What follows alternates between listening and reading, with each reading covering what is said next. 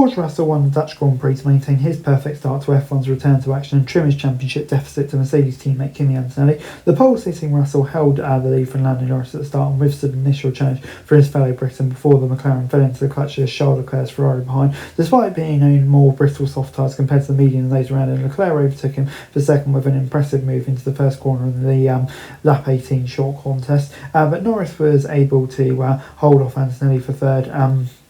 The championship leader having taken fourth from the other McLaren, Oscar Piastri, on the first lap. While Russell's now 56 points back on his teammate after victory, Antonelli's overall championship lead extends to 53 points after Ferrari's Lewis Hamilton finished where he qualified in 7th. A downpour arrived just as Russell was checking the checkered flag.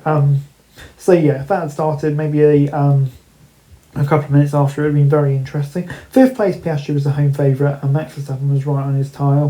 Hamilton, though, was 1.6 seconds back on Verstappen in 7th, and we'll be hoping that he can improve over the rest of the weekend. Gasly took the final point off in the sprint with 8th for Alpine. The Zandvoort weekend is now back to normal with Park Farmé Open ahead of qualifying. Having seemingly, though, got his inconsistent championship challenge against Antonelli back on track at the start of July, reducing the deficit to 25 points. Russell dropped 34 points further to his teammate in the space of the final 2 weekends before the summer break. So a fast start to F1's return to Zandvoort therefore was imperative for Russell, and he's managed to deliver a great start to the weekend. The Ferrari's look really fast, so it's going to be tight one in qualifying, he said. I know there's going to be many overtakes, so yeah, it's important to get track position. I wanted to manage my tyres a bit through high speeds and have a bit more in the tank come the end of the race. I know if Charles got past Lando, he would be fast. As soon as I saw Charles behind, I dropped the hammer a little bit and the two of us pulled away. Norris, the dominant race winner last time out in Hungary, had initially looked a threat to Russell himself, but was reeled in and eventually overtaken by Leclerc. Not a bad result, not the best.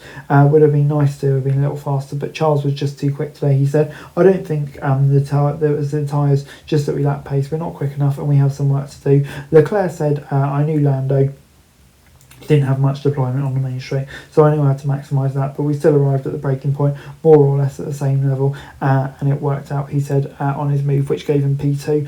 Before I go, let me run you through the classification for the sprint race, starting off with George Russell. Big win for him, and yeah, he needs to keep on that momentum then, and if he wants to really start seriously closing that gap down. Leclerc in second, I think he'll be really encouraged, especially on the softs as well. Fantastic tyre day, and shows Ferrari can compete in a race at least. Lando Norris in third will probably be slightly disappointed with the pace, but it's not a bad result if they can find some fixes. Anthony in fourth, yeah, a bit disappointing. I'd say the damage was probably done yesterday, but still, it's points really. It's a sprint race, it's not a huge deal. Norris, Piastri in fifth, kind of similar, didn't really have the pace of the other front running cars. Verstappen was stuck behind him, but decent result. Hamilton would be frustrated. I think he maybe should have started on the softs like his teammate. That could have helped out. Gasly obviously doing what the only midfield driver can do in this, grabbing the last point on stage, so he did a good job. Lawson be frustrated to miss out, but I think this is all more about learning, getting to grips with the cars, as with Bortoleto and Lindblad. But you know, it's very difficult for the midfield teams in a sprint as well, isn't it? Colapinto a bit off, but doesn't have the same upgrades. Tsunoda, I think 13th, really impressive considering you know, it's such a new car to him. Never driven 26 cars before. Haas a bit further up ahead of Williams and Aston Martin, who just didn't really have the pace, and then Cadillac's lagging off the back as well. But yeah, I mean, those teams kind of have no hope in a sprint race. Really, well, that's what it feels like anyway. You know, with it just being the top 8 scoring teams, not enough time for chaos really. Anyway guys, that's it for this video. Thanks very much for watching. Remember to like, share and subscribe. Follow us on our socials, link in the description below for daily F1 news, meme and content. Subscribe to our other channels on screen right now, that'd be greatly appreciated. Thanks very much for watching. Peace out.